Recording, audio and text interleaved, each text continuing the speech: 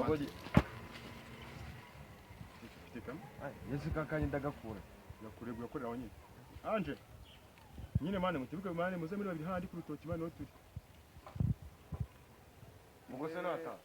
Ko ndagafite n'iki kibazo. Ubwo azanira kandi. Ubwira azanira kandi. Uzane n'indi kodom imwe.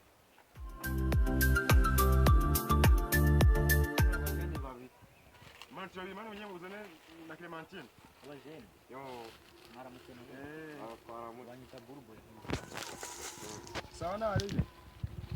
Sama wose. Urapora jya. Murutoki n'u Rwanda zinokize kuniza. Yanditse ko ari zawe? Yanditse. Bagakanga kukwibarago gaho. Turabibona yese bitwereke nyine nimba ari urubako. Ngibere. So nyine ntago ari ngombwa ko najya kuzana impapuro naziguye. Ubwo uri guteka umutwe. So musambanira muri zinoki bimunsi.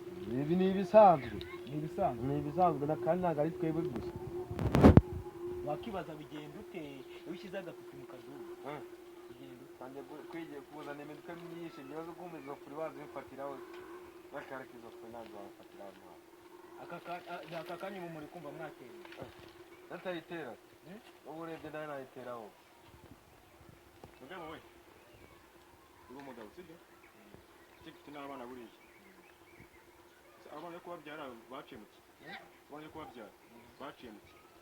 Bacimuzenze. Nashyize agafiti kanje mu kadudu kanyuma. Kubyara abana. Nuko yego. Nonza iki ushaka nyine?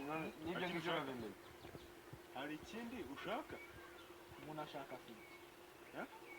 Umuntu ashaka afite. Janze tushaka? Ubundi wabuze akamaro ka sida. Basoro wowe akazi. Akamaro ka sida. Ukiri mutoya bikurinda imihangayiko yo kwisi.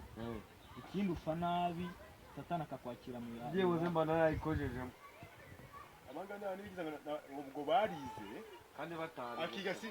Yiga simbu. Dore umusatsi wawe utangiye gutukura. Impamvu tugura izi tentire man.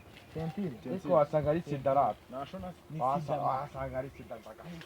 Ni sida man. Urumva se man uri kumva. Twapaka utonde rikwaje. Umuntu musore mwaza. Umuntu utangiye kumubara. Impamvu itonde rikwaje. Ni sida nawe ndabibona ariko. Ntabwo ubibona ariko. Ashaka kurwana ariko. Itonde kurwana. Tumaze kwamagara kagagore bavuze ngo tugiye kwamagara. Yara we. Ogene kumwere. Yabo muza hadukera. Umusya arwaye sida none za kwibara guzwa.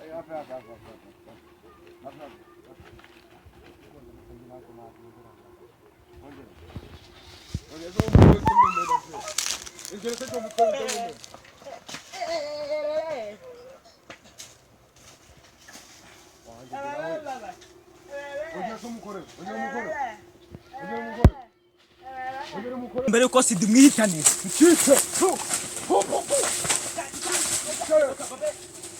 Gatama